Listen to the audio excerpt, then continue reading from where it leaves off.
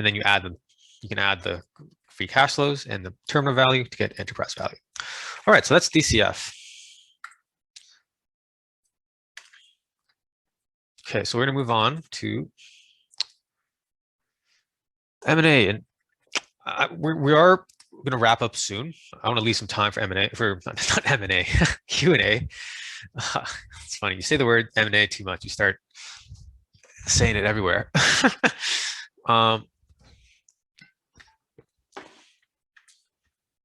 Okay, M&A is probably the most complex questions you're going to get are going to be like calculations.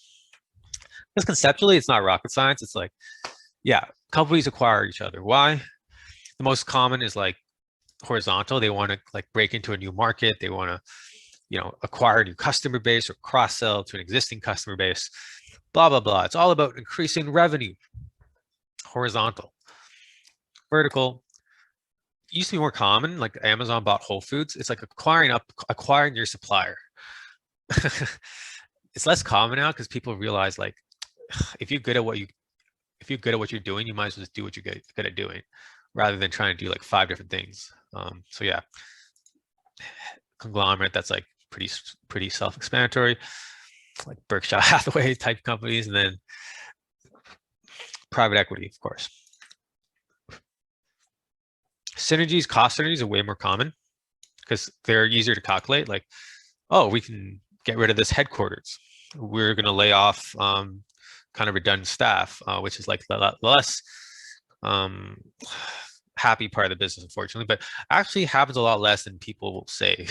A lot of private equity firms are more focused on growth than layoffs. But anyway, it's actually, but cost synergies are, but from an M&A perspective, layoffs do happen, unfortunately.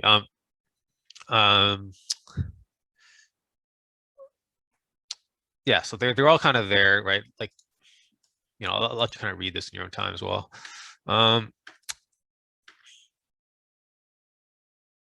M&A deals fail a lot of times because mostly because CEO ego.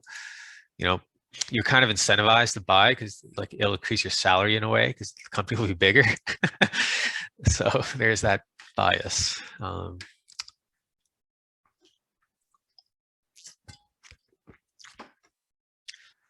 Say you're an actual banker. What does it look like when you try to sell a company? You identify the buyers. Then you reach out with like a little teaser, like a 1-pager, right? Like you're trying to sell this company and you're like, hey, here's a 1-pager. If you want to know more, sign this confidentiality agreement, and then we'll send you a 60-slide confidential information memorandum, or just like a slide deck. So you send out the slide deck. Maybe you have 20 buyers in the first round. They bid, and maybe that's down to 5 now. So you say, okay, come on in, take a look at our data room, all our files, come ask our management questions, you know, and then come up with another offer. This time, write up a legal document specifying it's a sales and purchase agreement. And then by then, you've kind of narrowed down to one party, and they start spending money, like hiring accountants, hiring consultants, making sure this business has everything it says, and so on. Buy side's the same, just flip it around.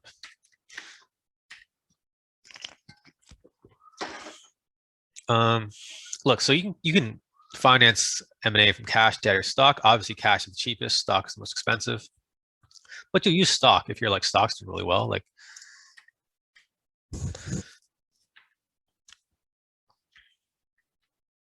okay, what's a merger model? Long story short, this is what a merger model is. 2 net incomes being combined together. It's like, oh, that's all it is? Yeah, that's all it is. But there are adjustments. Okay, so 2 income statements, slap them together. What are synergies? Okay, so cost synergies, revenue synergies, add those in. There might be some transaction costs. If you borrow money to buy it, you have to pay additional interest. If you issue shares, you have more shares now. So you have to divide by new shares outstanding to come to your new EPS. If it's higher, then accretive, lower, dilutive. That's all it is. And like the steps are here, you can say it however fancy you want, but that's basically all it is. I mean, you have to make your assumptions first too, like how much debt and equity you're going to use, or cash, I mean, as well. That is M&A. It's that simple. Now, okay, what other questions might you get? Like, you might get a, see, there is one like this. Yeah, like an earnings yield question. So you get a question saying like, oh, geez, we got these companies. We know their cost of capital, their cost of cash, their cost of debt, their cost of equity. Are we able to figure out if this is accretive or dilutive? We are. So this is going to be different than I explained, though. We're going to use what's called the earnings yield method. We're going to find the earnings yield, and if it's higher than the cost of acquisition, the deal is quote unquote worth it. Okay, let's try that. Let's find the earnings yield. What is the earnings yield, first of all? The earnings yield is basically the return on investment you would get if you bought the company. And how do we find that? All we got to do is take their price over earnings and flip it around. So here we got price over earnings of 10. We just flip that around. 1 divided by 10 is 10%. So in other words, if we buy this company, we're going to get, we need to hit 10% return for this to be accretive, because we're paying $10 for $1 of earning, right? So we're going to need that 10%. Otherwise, it's not worth it. We paid more than we should. Okay, so let's see if our cost of capital is lower than the 10%. So we're going to return 10%. What's our cost of capital? They already gave us our cost of equity. They gave us our debt. We just have to apply the tax rate, and they gave us cash. We just have to apply the tax rate. And then you kind of just add those up. It's sort of like the WACC formula. And we end up seeing that the cost is only 6% of the cash, but we're going to earn 10%. So therefore, it's accretive. Those are the two most difficult kinds of M&A questions you will see, from Goldman to Moelis to whatever. Josh, we have a question in the chat. Yeah.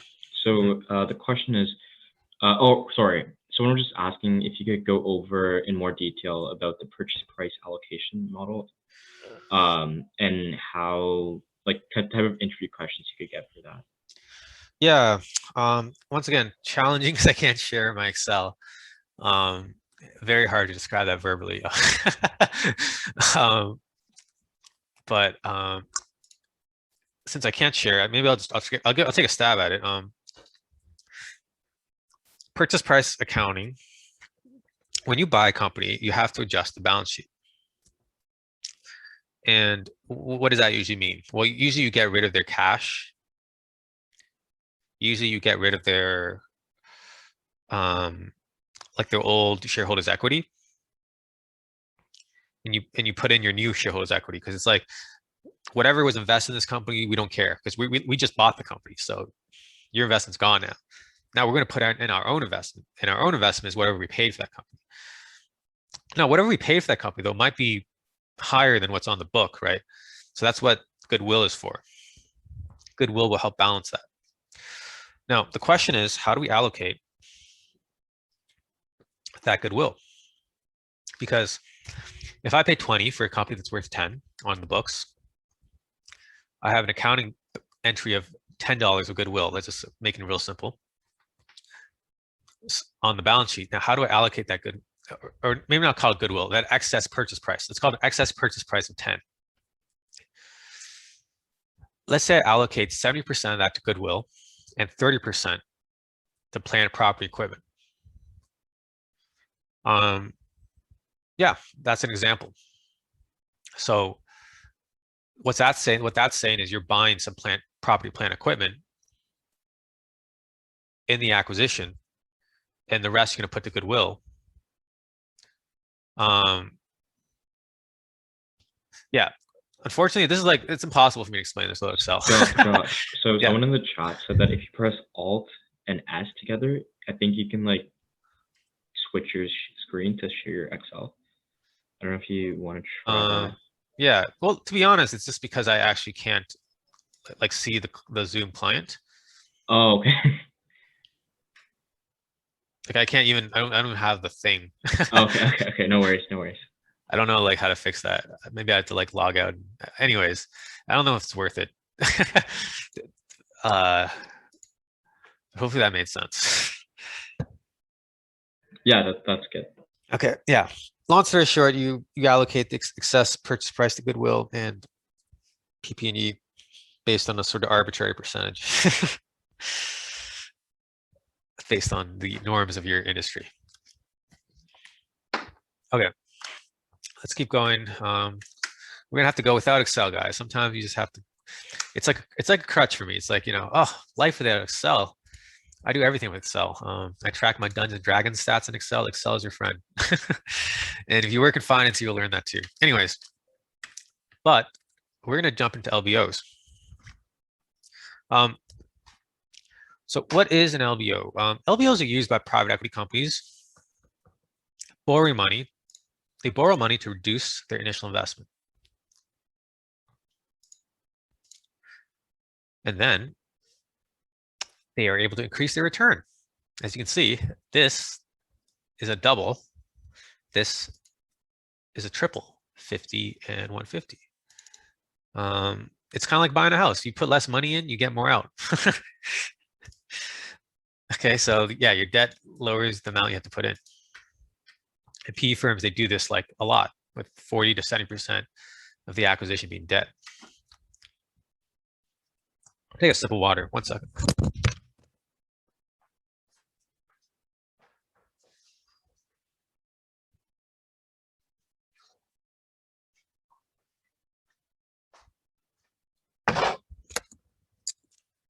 All right, I am back. Okay, so how can you make money in LBO? You pay back debt. It's like a house, right? Maybe you borrow 50%.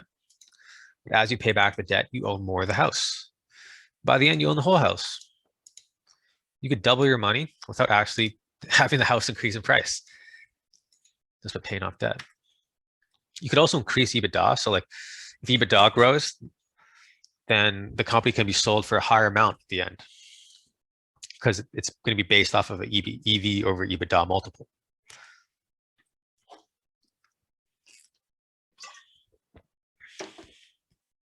The third way is multiple expansion. Maybe, the company has a bunch of problems when you buy it and you fix them up and it's worth more in the end. Doesn't happen a lot though. But sometimes you get like weird situations where like during the pandemic, a lot of PE firms have been picking up assets for cheap and then fixing their internal labor problems or whatever, and then selling them for higher, like without actually improving EBITDA. So it does happen. I've seen it happen. I've seen a private equity firm like Onyx bought Spirit Boeing's, a division of Boeing airplanes way back in the day because they were renegotiating their labor union contracts, and they were like, we don't want to do that because we'd have to renegotiate for all of Boeing. And Onyx was like, well, we'll just buy that. We'll do that for you. And they did that. And within 6 months, they tripled their money. So all they had to do is renegotiate some union contracts. It's a weird business sometimes, but can be fun. Okay. What's a good LBO candidate? I'll let you read that. Cash flow, basically. Stable cash flows, not too much CapEx. But also this is one that people forget, large asset base. More assets to pay creditors, more collateral. These are the types of debt. We have senior debt and junior debt. Senior debt's provided by the banks, usually like a floating rate off of LIBOR. They'll usually like amortize by 1% every year, just a little bit. But the thing is, you can prepay. Junior debt, you can't. Junior debt's way more expensive. Like this might be 7%, this might be 10 to 12, because it's lower on the asset claim totem pole. if you go bankrupt.